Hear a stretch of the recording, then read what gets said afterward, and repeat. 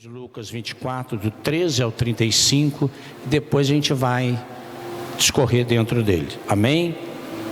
Já está no telão, se você puder ficar em pé, já estão tudo em pé, né? Eu que estou aqui, dormindo. Naquele mesmo dia, 2 discípulos estavam indo para uma aldeia chamada Emaús, que ficava a uns 10 quilômetros de Jerusalém. Iam conversando a respeito de tudo o que tinha acontecido. Enquanto conversavam e discutiam, o próprio Jesus se aproximou e ia com eles. Porém, os olhos deles estavam como que impedidos de o reconhecer. Então ele lhes perguntou: o que é que vocês estão discutindo pelo caminho? E eles pararam entristecidos.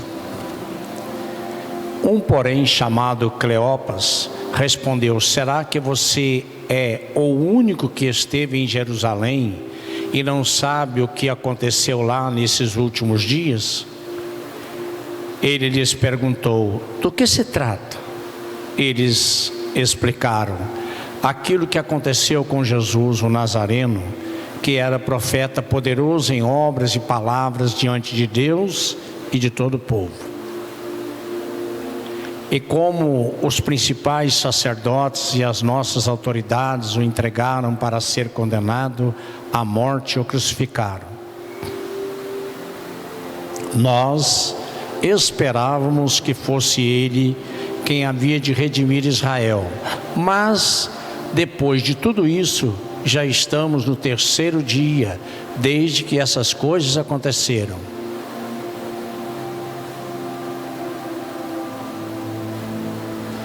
É verdade também que algumas mulheres do nosso grupo nos surpreenderam indo de madrugada ao túmulo. E não achando o corpo de Jesus, voltaram dizendo que tinham tido uma visão de anjos, quais afirmavam que ele vive.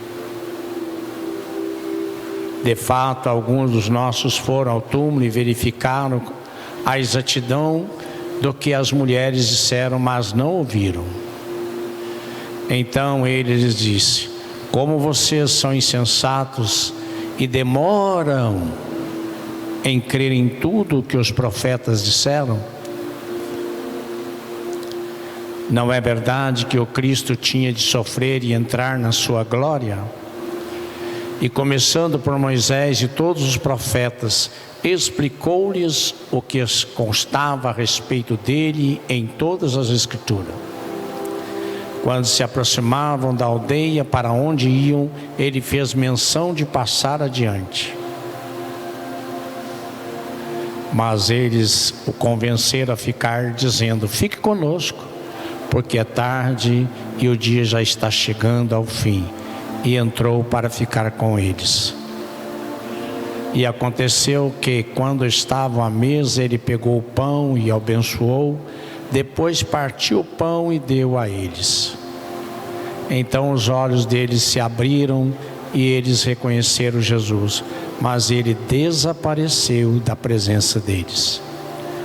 E disseram uns aos outros: não é verdade que o coração nos ardia no peito quando ele nos falava pelo caminho, quando nos explicava as Escrituras? E na mesma hora, levantando-se, voltaram para Jerusalém, onde acharam reunidos 11 e outros com eles, os quais diziam: de fato o Senhor ressuscitou e já apareceu a Simão. Então os dois contaram o que lhe tinha acontecido no caminho e como tinham conhecido o Senhor a partir do pão. Vamos orar? Não senta ainda não. Estenda suas mãos para cá. Ore como igreja por mim, para que o Espírito Santo me use. Eu vou ficar em silêncio e escutar a sua oração.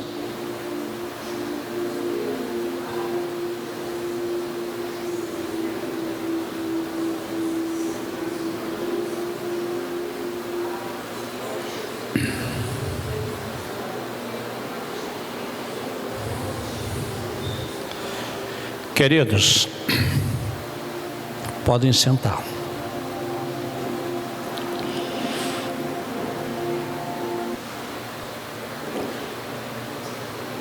As melhores notícias que o mundo já ouviu vieram de um túmulo vazio.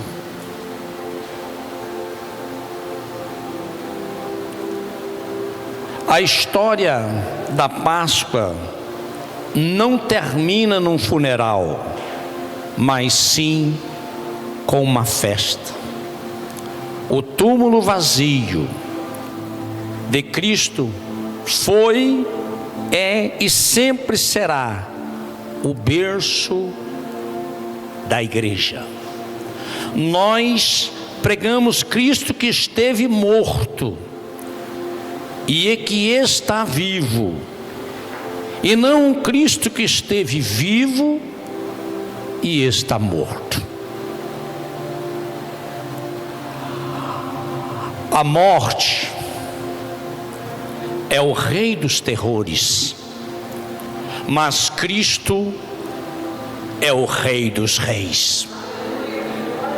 A morte, ela foi vencida por Jesus.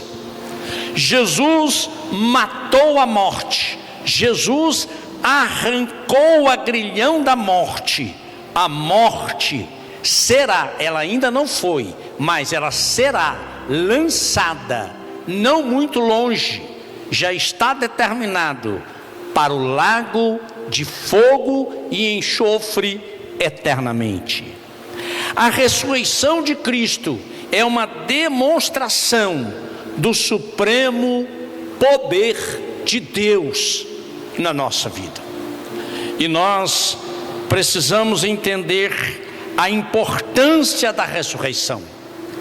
A ressurreição de Cristo é uma das fraudes mais maldosas da história, ou também, então, um dos fatos mais extraordinários da história.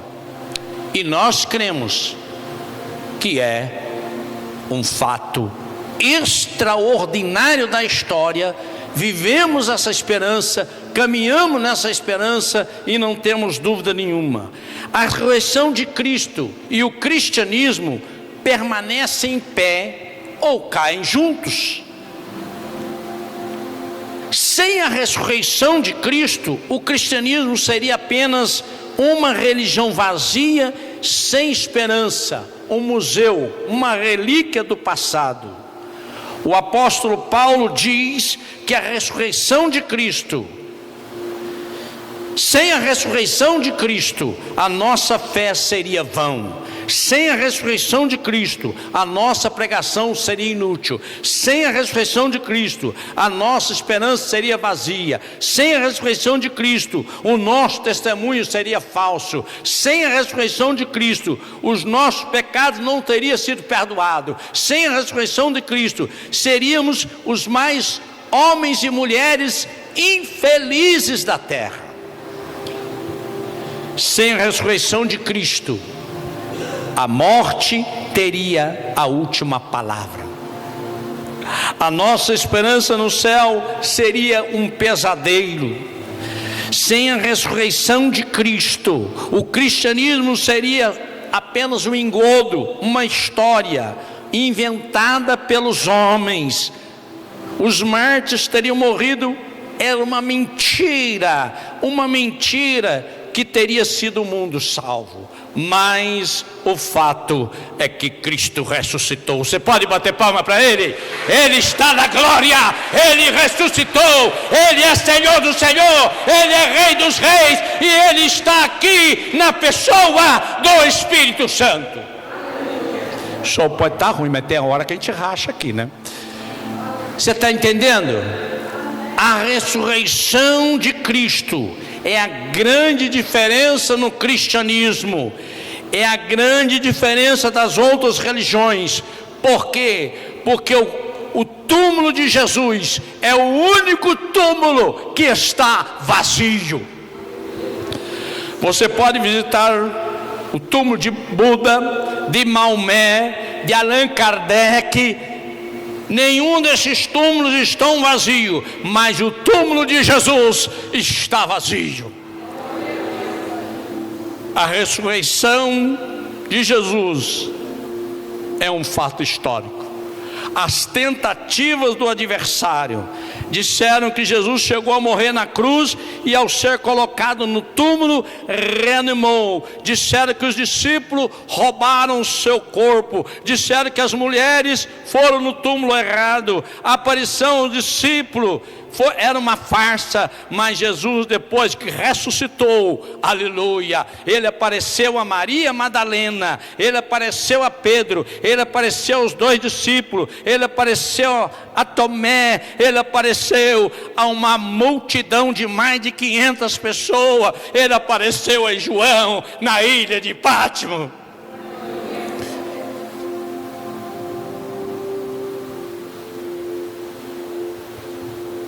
Nós precisamos entender que a proclamação dos discípulos, o célebre sermão de Pentecoste por Pedro, versou sobre a ressurreição de Jesus.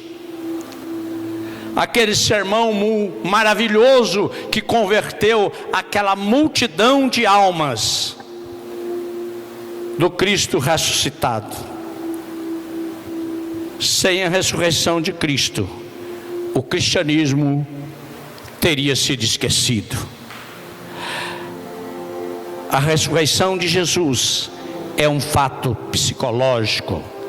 Os discípulos, acuados de medo, desânimo, pessimismo, foram poderosamente transformados, tornaram ousado, tornaram-se valente, tornaram-se poderosos, tornaram-se testemunha, enfrentaram ameaças, açoites, prisões, morte, Marte.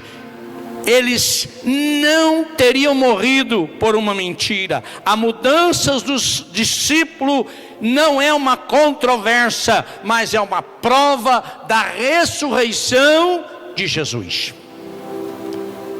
E nós, firmado nisso, a ressurreição de Jesus é um fato sociológico. Por quê? Porque uma igreja cristã estabelecida sobre a rocha dessa verdade, ela é incontestável. Nós somos incontestáveis. Gente de todas as nações, raças, línguas, povos se uniram em torno dessa verdade suprema. O túmulo vazio de Cristo foi o berço da igreja. Continua sendo o berço da igreja.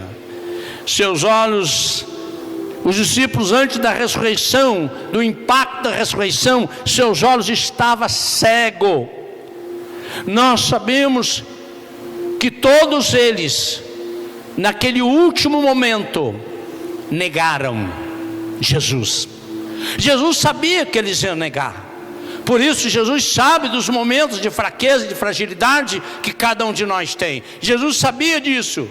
Mas a ressurreição, esses homens fracos se tornaram homens poderosos nas mãos de Deus, instrumento na mão de Deus. E é isso que Deus quer fazer conosco. É isso que a reunião do dia 23 quer fazer conosco. Fazer nós entender o chamado de cada um de nós, e que cada um de nós, a despeito de sermos salvos, nós seremos apresentados individualmente a Deus, cada um de nós presente aqui, para prestarmos conta a Ele, do que Ele confiou a nós, e daquilo que nós fizemos ou deixamos de fazer.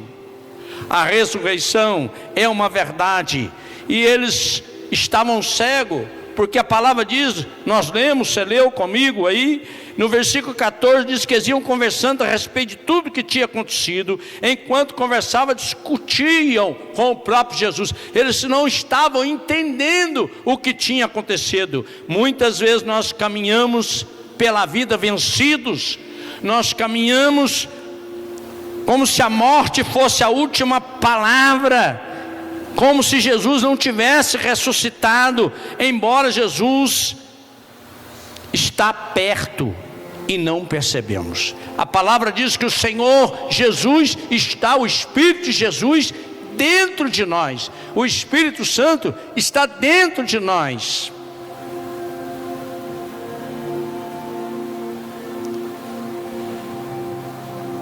Se o Espírito Santo está dentro de nós, nós precisamos entender a revelação de Deus para nós. Às vezes Jesus vem ao nosso encontro, como foi o encontro do discípulo no Mar da Galileia, mas pensamos que ele é um fantasma, ficamos cheios de medo.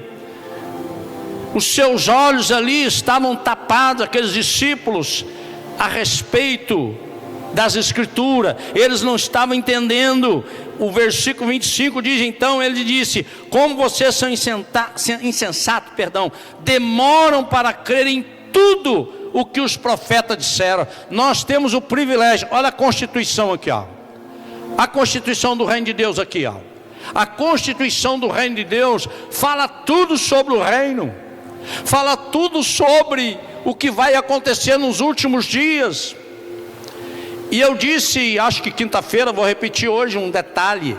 Eu fiquei impressionado com aqueles drones que viajam 200 quilômetros, e eu vi um soldado russo correndo daquele drone que vinha da Ucrânia, e ele corria para todo lado, porque correndo do drone, e o cara lá 200 quilômetros numa sala, conseguindo guiar, dirigir, e o objetivo do soldado inimigo era destruir aquele soldado russo, que na verdade era um adversário, era um soldado inimigo. Mas igreja, entenda uma coisa, a palavra de Deus diz que essa ciência, essa tecnologia, tudo isso que nós estamos vendo, não mais uma guerra de punho, não mais uma guerra a cavalo, não mais uma guerra com AR-15, mas uma guerra eletrônica, como a gente vê aí nesses jogos de game, ao vivo, você assiste a hora que quiser no YouTube. A guerra da Ucrânia e da Rússia, eu nem tenho assistido esses dias, não dá para ver, Israel e o Irã e os países vizinhos ali, mas eu quero que você entenda o seguinte: ele ressuscitou, ele está aqui, e ele disse para nós que estes últimos dias, toda essa evolução, o homem ia alcançar. Nós sabemos coisas extraordinárias que algumas pessoas não gostam de ler, têm medo de ler, do livro de Apocalipse, que vão cumprir, que vão acontecer. Agora, aquele que ressuscitou diz para nós: insensato, por que vocês demoram tanto para compreender o que eu disse?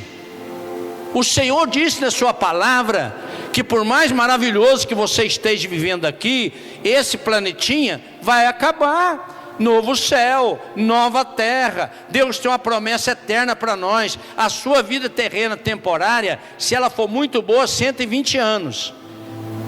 Se ela for muito boa, mas ela é temporária. A eterna não tem data, não tem prazo. Nenhum de vocês que está presente a esse culto vai escapar da vida eterna.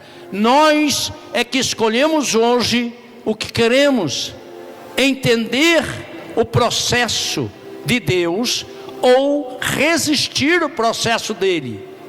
Ele não fará mais nada, porque ele já fez a cruz. Ele já fez a cruz. Só que olha aí, essa cruz está vazia, porque ele ressuscitou. A incredulidade coloca venda. Sabe o que é venda? Aquele negócio que a gente tapa olho, que as pessoas colocam para dormir. A incredulidade coloca venda nos nossos olhos. Jesus abre as Escrituras e expõe aos discípulos para mostrar que elas apontam para a sua vitória sobre a morte. E nós precisamos compreender isso. Eles não entenderam pela falta de luz, eles não entenderam porque eles não estavam iluminados pela palavra de Deus, mas a palavra de Deus nos mostra que eles estavam cabisbaixo, achando que a morte era o fim, acabou, não tinha mais esperança, seus olhos estavam fechados para o testemunho. Eles não estavam entendendo. E olha o que fala o 22. É verdade também que algumas mulheres do nosso grupo, nos surpreendendo, indo de madrugada para o túmulo e não achando o corpo de Jesus, voltaram dizendo que eles tinham tido uma visão de anjo e afirmavam que ele vive. De fato, alguns dos nossos foram ao túmulo e verificaram com exatidão o que as mulheres disseram, mas não viram junto. Aqueles discípulos tinham várias evidências da ressurreição. Primeiro, as promessas de Jesus de que morreria. Ele disse: eu vou morrer, mas eu vou ressuscitar no terceiro dia. Agora ele disse para você que você vai morrer e vai ressuscitar. Ele disse para você que você não vai ficar só nessa vida. E o que nos motiva? É saber que estamos aqui, que vamos morrer, mas não vamos morrer, vamos passar dessa vida para a outra vida. As mulheres viram ele ressuscitado, os anjos deram testemunho da ressurreição. Alguns discípulos haviam ido lá no túmulo e viram vazio.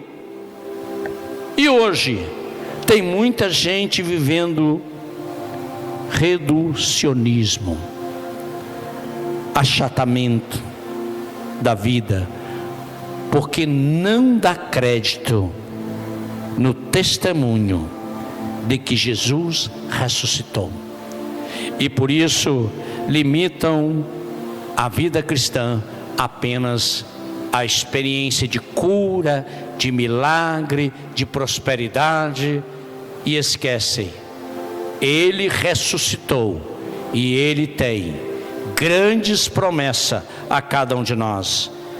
Seus pés estavam na estrada da fuga. Esses discípulos estavam caminhando sem rumo. Aqueles dois discípulos se acovardaram, eles desistiram de tudo. Eles desistiram do discipulado, eles desistiram de crer, eles desistiram no caminhar da fé. Botaram o pé na estrada da dúvida e da incredulidade. Quantas vezes nós botamos o pé na dúvida, na incredulidade, porque as coisas prometeram para você que seria de uma direção, e você não aceitou a direção que está caminhando e passou a ser resistente, passou a ter dúvida, incredulidade da promessa de Deus. Tem muita gente que vive um projeto de vida assim. Sua história termina na sexta-feira da paixão e não no domingo da ressurreição. Gente que abandona a igreja, volta triste e decepcionado para viver a sombra do passado. Os pés deles caminhavam para o acaso e não para o amanhecer da promessa de Deus. Emaús ficava a oeste e o dia já estava se pondo. Eles caminhavam para o entardecer, eles caminhavam para o acaso. Tem muita gente assim, só olha para o passado. Mas o cristão caminha para o acaso? Não, para o amanhecer. Não concentre nos problemas que você está vivendo nesse momento, mas nas soluções. Não desespere com a sexta-feira da paixão. Olhe para o domingo da ressurreição. Não olhe para a vida como vencido, mas olhe para a vida como vencedor, como vencedora. Acredita, é uma estação, mas essa fase que eu estou vivendo, ela vai passar. Amém, igreja? Seus corações, desses discípulos, estavam tomados de profunda tristeza. Estavam tristes quando deveriam estar exultando de alegria. Quantas vezes na nossa vida nós entramos no lamento, na tristeza, em vez de olharmos com esperança a alegria da ressurreição, a alegria de que Ele está te aguardando daqui a pouco. Nós precisamos entender, a vida cristã, ela precisa ser uma vida de alegria. Por isso, eu preciso ter prazer de servir a Deus. Eu preciso ter alegria de vir na casa de Deus. Eu preciso ter alegria de vir na escola dominical. Eu preciso ter alegria de ir na célula. Eu preciso ter alegria de fazer minha devocional. Eu preciso ter alegria, prazer no Senhor. É hora de você sacudir o jugo da tristeza que tem tirado de você a alegria do seu coração, a alegria da sua família. Seus corações estavam perturbados pelo drama do sofrimento do justo, ou seja, daquilo que aconteceu com Jesus. E como nós conciliar o fato de Jesus ser amado de Deus, poderoso em obra e palavra, e ser pregado numa cruz como criminoso? Como entender isso? Como ter alegria se o Filho de Deus foi pregado? Nós precisamos entender que talvez esta angústia, essa sua angústia, o justo sofrendo, o piedoso injustiçado, o inocente pisado, quando você vê que o seu sofrimento está grande, você está sendo menosprezado, desprezado, você não está acontecendo o que você queria que acontecesse, que honraria todo mundo gosta. Olha aqui, ó. Lembra o que ele passou. E a Bíblia diz que ele passou calado. Ele passou calado, por amor a cada um de nós. Então, quando você lembrar que Ele está na glória e vai esperar você para te receber individualmente lá, você lembra o que Ele passou aqui na terra, por amor a você, por amor a cada um de nós. Seus corações estavam cheios de esperanças frustradas. O caminho de Emaús é o caminho da desistência, do discipulado, é o caminho do sonho desfeito, é o caminho da esperança morta, é o caminho da falência do projeto, é o caminho daqueles que se acham que não tem mais jeito. Talvez essa luta está no seu casamento, talvez essa luta está com seus filhos, talvez essa luta está no seu trabalho, e você está na estrada da fuga. Não desanime, Ele ressuscitou.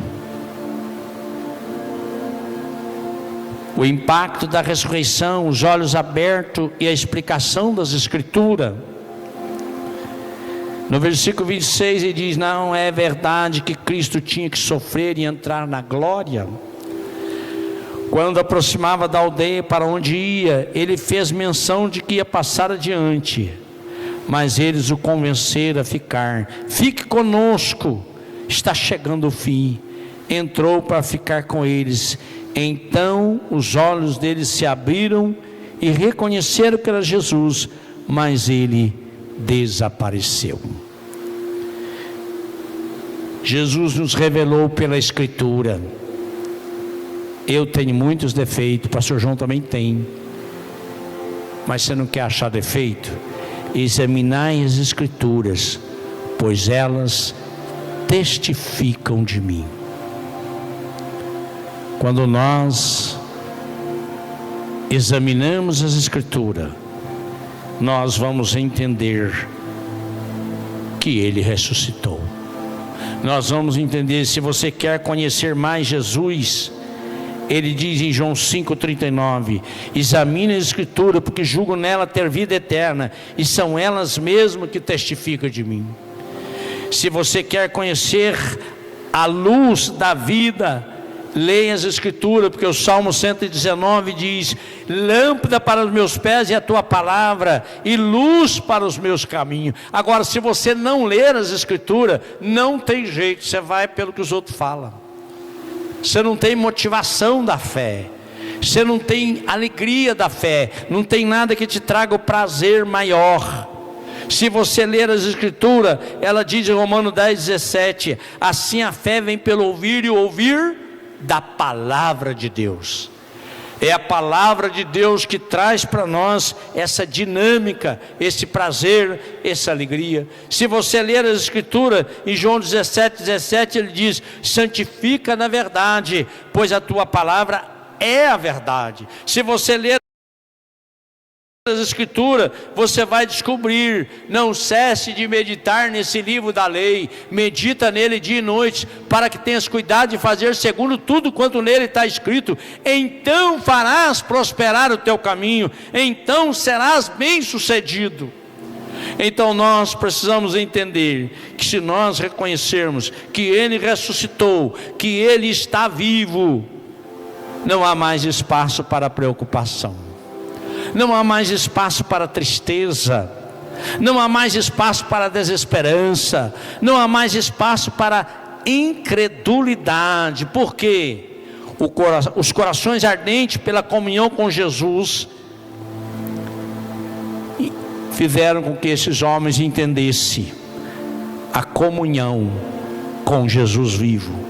Nosso coração arde, o fogo de Deus inflama, há entusiasmo em nosso coração, há experiência diária com o Senhor. Quando o coração arde, acaba a frieza espiritual.